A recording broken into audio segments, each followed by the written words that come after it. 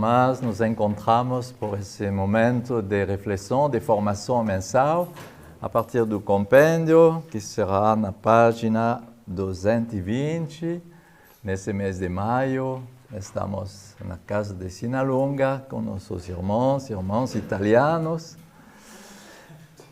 E o título dessa meditação, dessa formação desse mês é Preparar com Maria a graça do batismo no Espírito.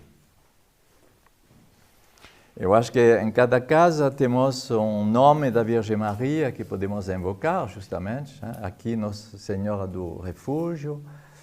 Em Roma, Nossa Senhora da Perseverança.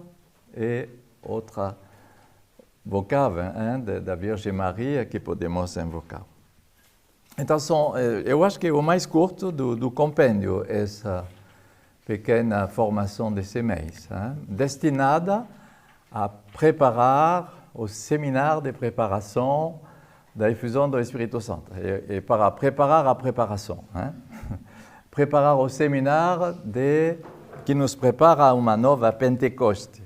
E de preparar especialmente com a Virgem Maria. E são dois pequenos pontos que, se você já guarda em memória esses dois pequenos títulos, você já conhece todo o conteúdo. Que é o ponto Maria foi cheia de graça. Vamos ver o que significa, porque ninguém de nós até hoje chegou nesse ponto de cheia de graça. Mesmo nosso irmão lá, que é presente aqui, nossa irmã, chegar a esse ponto, a plenitude cheia de graça. Ninguém. Só a Virgem Maria, que foi tão bem preparada na sua vida que ela foi, na visita do anjo, chamada cheia de graça, na plenitude da graça. Esse é o primeiro ponto. Segundo ponto que vamos ver, preparada de antemão. Ela foi preparada de antemão. E vamos ver que para nós também, eu acho que o Senhor nos preparou de antemão, e que não é só de hoje. Eu acordei pensando, eu vou entrar no seminário. Eu serei consagrado. Eu vou casar. Não, o Senhor prepara de antemão. E por isso que é necessário de bem reler, de bem rever nossa anamnese, nossa memória vocacional. Isso é muito importante, porque o discernimento não vai cair do céu cada dia novo. Não existe. O Senhor já falou, já nos preparou. Então, esses dois pontos que vamos aprofundar juntos, tá bom? Então, esse mês de maio é favorável para renovar nossa devoção mariana, porque é considerado mês de maio como o mês da Virgem Maria. Como essa jovem de Israel, Miriam de Jerusalém, foi preparada. Dizemos de Jerusalém e não dizemos de Nazaré, e não dizemos de Belém. Foi, em primeiro lugar, essa jovem foi a tradição, não é a Bíblia que nos informa sobre isso. Ela nasceu normalmente, segundo a tradição, uma tradição já que até os documentos apócrifos, é a tradição que relata que ela vivia nesse lugar de Jerusalém, onde tem a piscina de Betesda. Você se lembra da piscina que tem um borbulho lá e que as pessoas devem mergulhar e são curadas? Você conhece, se lembra, no Evangelho. A porta se chama Porta de Santa Ana, que é o nome da mãe da Virgem Maria, Miriam. Ela nasceu, a tradição diz que ela nasceu nesse lugar de Jerusalém. E depois foi em Nazaré, mas, bom, sem saber os detalhes. Então, ela nasceu, normalmente, 9 meses depois da sua conceição. No calendário da Igreja, a festa da Imaculada Conceição é 8 de dezembro e ela nasceu 9 meses depois, 8 de setembro. Ok? Combina? Até agora combina. Bom, é isso que relatamos. Então, ela foi nomeada pelo anjo, em Lucas 1, 28, Ave Maria, cheia de graça. Que caritomene, em grego. Caris, graça. Que caritomene, cheia de graça. Ela foi chamada assim pelo anjo. É a única vez que acontece na Bíblia esse nome, essa designação. Muitas vezes temos coisas já preparadas nos profetas, nas palavras históricas dos livros históricos bíblicos, temos coisas que antecipam, que prefiguram, a única vez que foi essa menção de cheia de graça. Então, é importante para bem entender isso, a dimensão da Imaculada Conceição. E por isso que eu coloquei nesse mês de maio essa questão da Imaculada Conceição, porque isso preparou justamente a Virgem a se tornar cheia de graça no momento da visita do anjo. Então, esse dogma que foi transmitido, que nasceu na Igreja, que foi só o século XIX, final do século XIX, não tem 2 séculos de hoje, é muito recente, finalmente, porque foi tão demorado. Mas a fé do povo de Deus, com certeza, já recebia isso antes, mas foi todo um processo que eu coloquei aqui, o Papa Pio IX, isso, que se diz, que declarou esse dogma no decreto, na bula papal, Ineffabilis Deus, publicado 8 de dezembro de 1854, que proclama a definição, que define a proclamação dogmática da Imaculada Conceição da Virgem Maria. Tudo isso foi preparado, mas depois podemos ler, na página 221, esse princípio de fé da Igreja. Por tal motivo, ao explicar as palavras com que, desde as origens do mundo, Deus anunciou os remédios preparados pela sua misericórdia para a regeneração dos homens. Você pode encontrar essas citações nessa encíclica interessante, Ineffabilis Deus, Deus inefável. Sua misericórdia para a regeneração dos homens confundia a audácia da serpente enganadora e reergueu admiravelmente as esperanças do gênero humano. Então, desde a origem da criação, Deus pensou a um remédio, antes da culpa e antes do pecado. Deus preparava já o remédio. E isso é interessante, porque acontece em nossas vidas. Alguma vez acontecem coisas que são difíceis a aceitar, luto, doença, morte, são difíceis a aceitar, mas poucas vezes pensamos que Deus já preparou e oferece o remédio antes da pena. Antes da pena. Então, isso é interessante a ler. As esperanças do gênero humano, dizendo: porém, inimizade entre ti e a mulher, entre a tua descendência e a dela.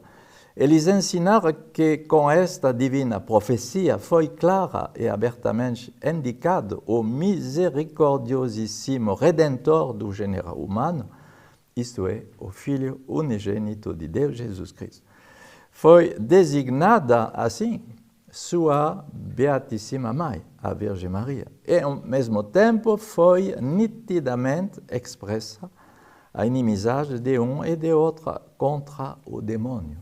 Já na origem, esse texto é interessante, mostra o projeto de Deus. Então, o documento, justamente, depois vai falar das preparações bíblicas, nos acontecimentos.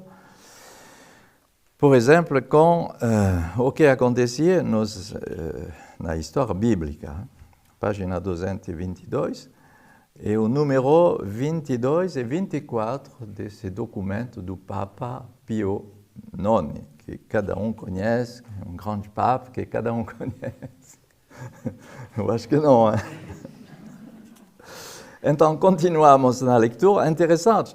Deste nobre e singular triunfo da Virgem, da sua excelentíssima inocência, pureza e santidade, na sua imunidade do pecado original e da inefável abundância e grandeza de todas as suas graças, virtudes e privilégios, viram os mesmos padres uma figura na arca de Noé, na escada de Jacó, na sarça que, embora vista por Moisés, arder no lugar santo, naquela torre inexpugnável posta de frente do inimigo, naquela resplandecente cidade de Deus, naquele augusto templo de Deus, que refulgente dos divinos esplendores está cheio da glória do Senhor. Então, aquela outra inúmera figura em que os padres divisaram e transmitiram o ensinamento, o claro prenúncio da excelência dignidade da Mãe de Deus, na sua ilibada inocência e na sua santidade, nunca sujeita a qualquer mancha. Mas, como eu dizia, a única apelação cheia de graça foi no Evangelho de Lucas. Nunca outro lugar, mesmo se temos todas essas prefigurações interessantes. Então, o anjo Gabriel dirigiu a Santíssima Virgem quando anunciou que queria a honra de ser a Mãe de Deus, chamou ela cheia de graça. O texto continua. Depois, quando os mesmos padres e os escritores eclesiásticos consideravam que, ao dar à Beatíssima Virgem o anúncio da altíssima dignidade de Mãe de Deus, por ordem do próprio Deus, o anjo Gabriel lhe chamará cheia de graça. Ensinar com quem esta singular e solene saudação, até então nunca ouvida, se demonstrava que a Mãe de Deus era a sede de todas as graças de Deus. Era exornada de todos os carismas do Espírito Divino. Então, são palavras do século XIX, altíssima, não sei o que, reverendíssima, esse tipo de coisa que não é bem atual de hoje, mas o que é importante é de bem reconhecer nesse texto que a Mãe de Deus era a sede de todas as graças de Deus. Todas as graças de Deus passaram por ela. E ela, exornada, não sei como se traduz, mas ornada, exornada, revestida, privilegiada, se podemos dizer, de todos os carismas do Espírito Santo. Então, de uma maneira concreta, espiritual também, a Virgem Maria nos prepara a renovar, a atualizar os carismas que Deus depositou em cada um de nós. Não são pessoas excepcionais que recebem carisma, não existe isso. Cada um de nós tem carisma. Tem uma presença particular através de um talento, através de um dom particular, uma aspiração. E por isso que a Virgem Maria pode nos ajudar e acompanhar, nos aconselhar nessa preparação.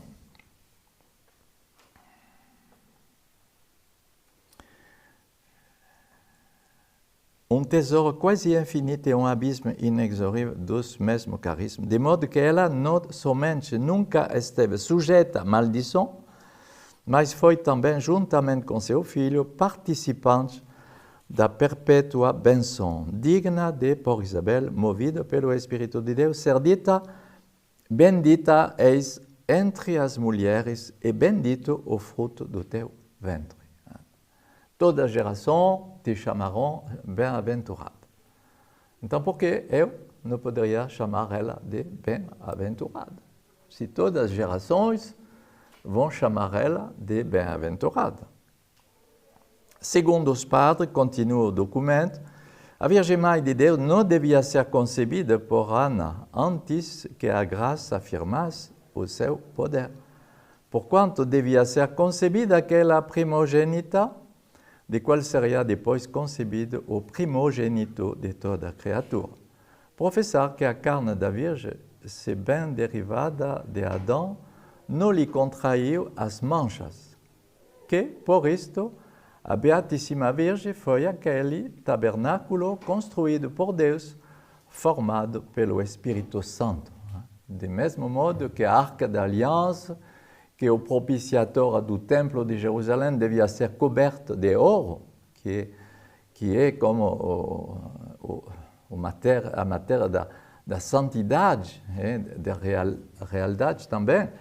A Virgem Maria é esse vaso de ouro que foi preparado de antemão pela graça de Deus.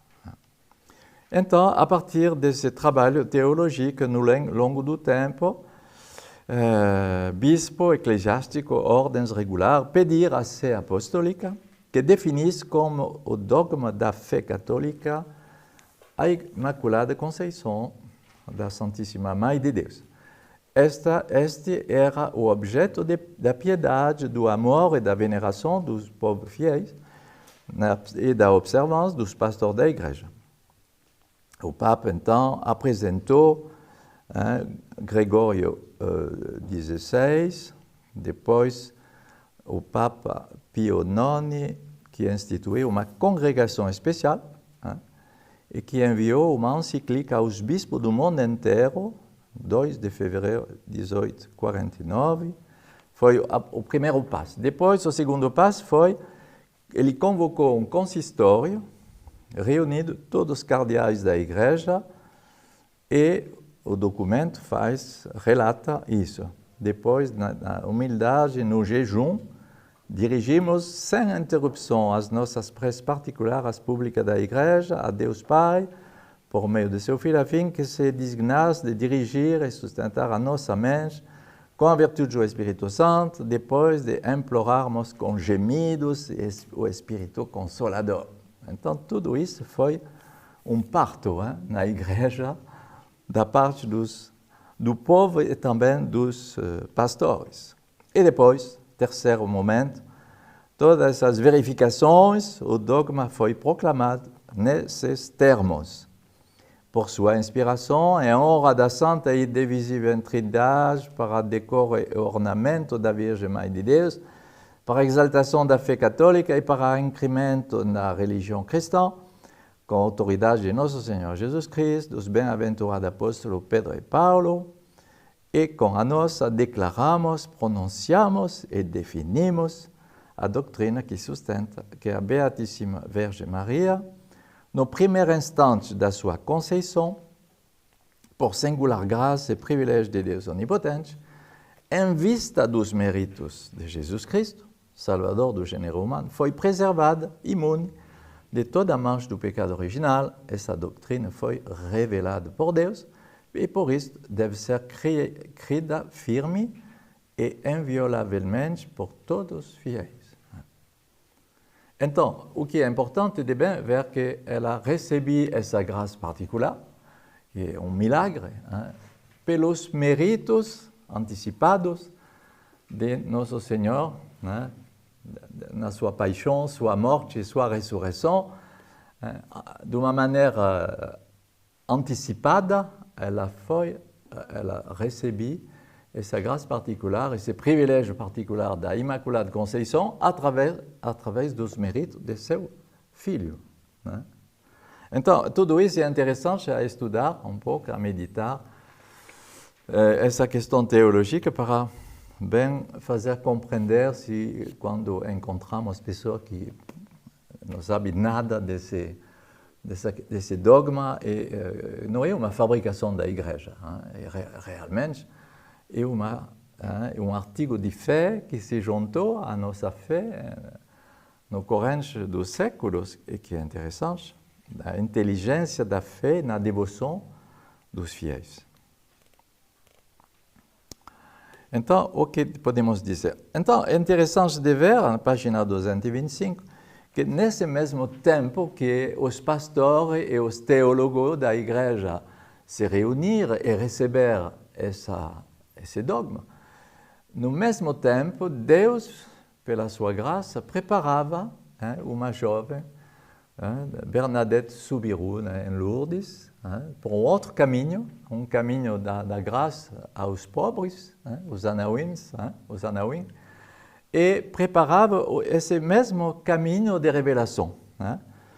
Depois dessa proclamação do dogma de 1854, Bernadette, que nasceu em 1844 e até 1879, testemunhou durante 5 meses, eu coloquei as datas, 18 aparições da Virgem Maria. Diz ter visto uma bela senhora na pequena gruta de Massabielle, em Lourdes. No dia 25 de março de 1858, 16ª aparição, Bernadette pede à senhora que diga o seu nome.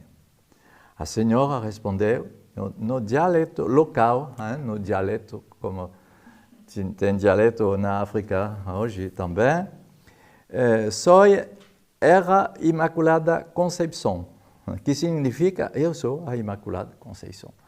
Ela corre até a cura do seu pároco para dizer, a senhora me falou de seu nome, eu sou a Imaculada Conceição. E o pároco diz, você está um pouco louco, hein? Sem compreender o significado dessa palavra, ela guardou, memorizou o nome para dizer ao pároco o nome da senhora. Voilà. E depois foi o bispo que reconhecerá essa revelação. É interessante de ver como os caminhos de Deus são confirmados, completamente diferentes. O caminho popular, se podemos dizer assim, da piedade popular, do caminho dos teólogos, dos pastores da igreja, mas que são, finalmente, um confirma o outro. Segundo ponto, que queríamos sublinhar nessa preparação, Deus preparou de antemão as boas obras que devemos realizar. Eu acho que essa palavra de Paulo, Efésios 2, 10, é uma das palavras mais marianas de Paulo. Deus prepara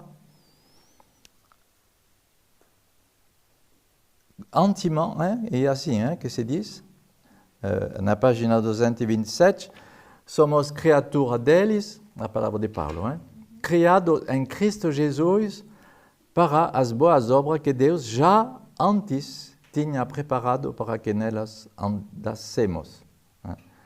Então, significa que quando eu comecei minha conversão, quando eu comecei meu caminho com o Senhor, quando eu comecei meu caminho de vocação, não foi o primeiro dia que começou. Já Deus preparou em mim, em nossa vida, em nossa história. Deus já podia ver, a partir de nossa colaboração, de nosso sim, todas as coisas que vão acontecer depois.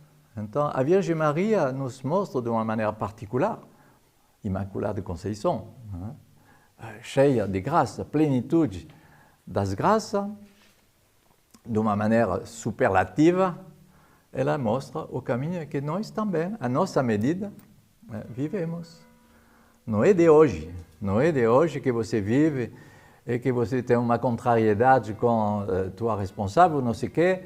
Não é de hoje que você está fazendo um discernimento vocacional. Não. Não é de hoje que você chegou aqui como uma meteorita que vem de cair do céu. Não. Deus preparou. E por isso que, como dizemos no início, precisa de fazer a leitura, a memória de nossa anamnese para bem aceitar, reconhecer como Deus nos preparou.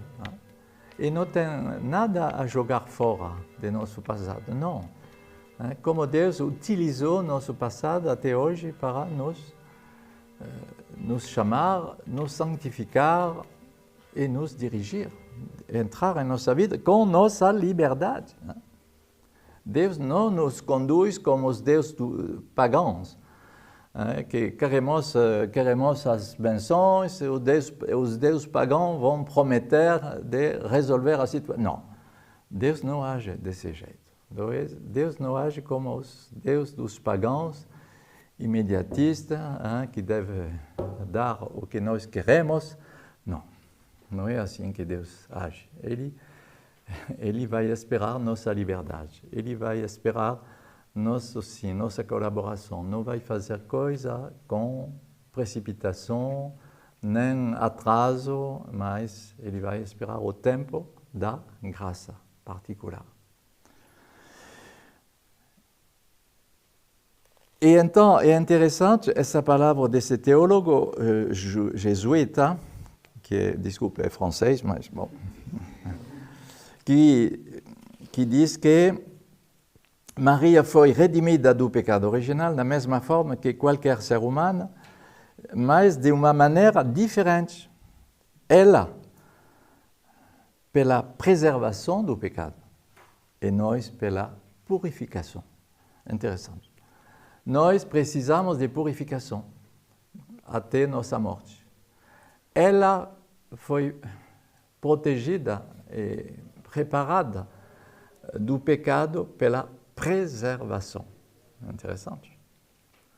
E nós, de outro modo, pela purificação.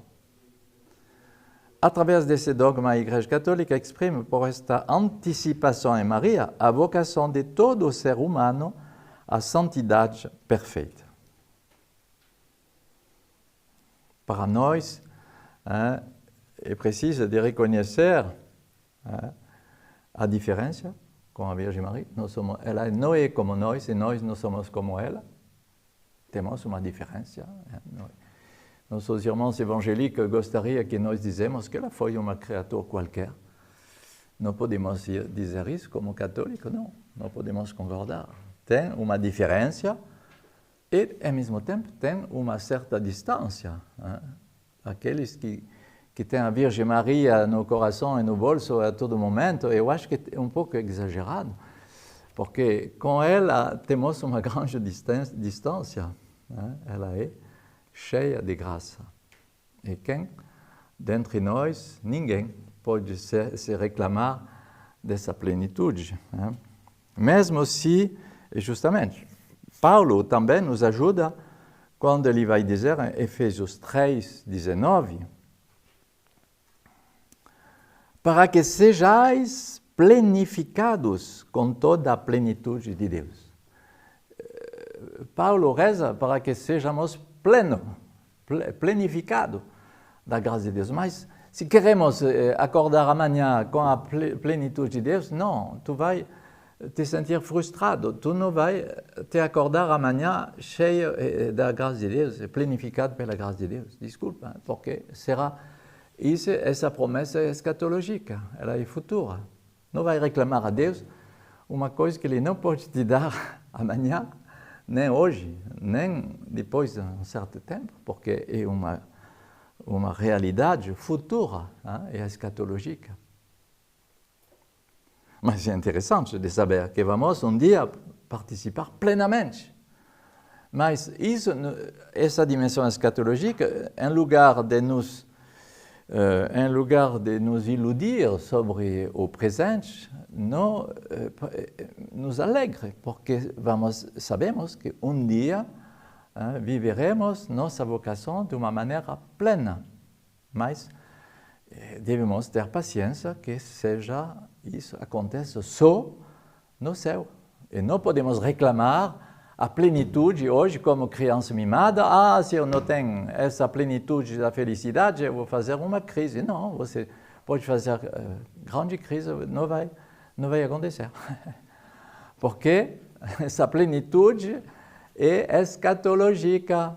Meu irmão, minha irmã, não vai aparecer amanhã, não. E devemos nos reconciliar com essa teologia também. Essa fé que essa plenitude chegará na beatitude eterna, mas não é por esse momento de nossa história. Então, se Deus vem me abençoar, vem me responder a minhas orações de um jeito ou do outro, devemos fazer confiança à sua divina providência que, se Ele não responder como eu queria, eu vou sair à antena da esperança. Na esperança. Spe salvi. Spe salvi. Salvo plenamente, salvo na esperança. E hoje uma preparação. Hoje continua esse trabalho de preparação e de purificação. Como dizia esse teólogo, que é diferente da Virgem Maria, que não precisava dessa purificação, mas nós precisamos. Então, que essas duas pistas, cheias de graça e preparada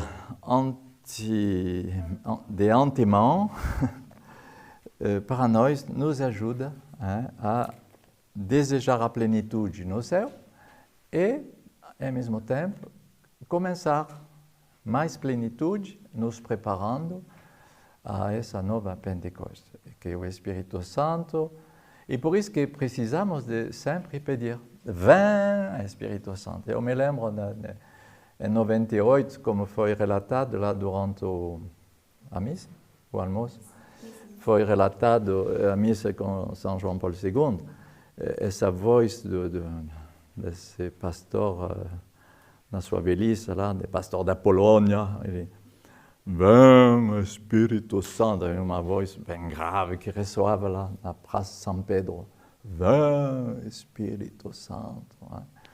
E precisamos de chamar o Espírito Santo, porque temos só vivemos com 10%, 15% dessa planificação lá.